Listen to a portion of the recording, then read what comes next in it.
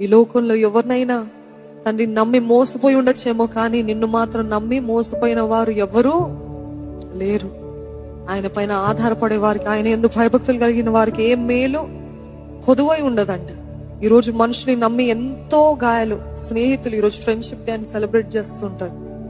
So many friends of yours మీ పక్కన ఉన్నట్టే ఉన్నారు, పేరుకి ఫ్రెండ్స్, కానీ ఎంతగా గాయపరిచారు, ఎంతగా మీ వెనుక మాట్లాడారు, ఎంతగా మీరు ఊహించలేని మాటలు, క్రియలు, ప్రవర్తన చూసి నేను ఇంతగా నమ్మిన నా స్నేహితురాలే ఇంత మోసం చేయడము ఎంత గాయపరిచింది కదండి.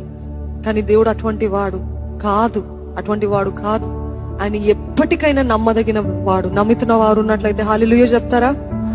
ఎంతైనా నమ్మదగిన దేవుడు. ఆయన మన ప్రాణ స్నేహితుడు. నేను నీ స్నేహితుడిని, నేను మిమ్మల్ని బానిసలుగా పిలవట్లేదు, మీరు నా స్నేహితులు అని చెప్పాడండి యేసు ప్రభు.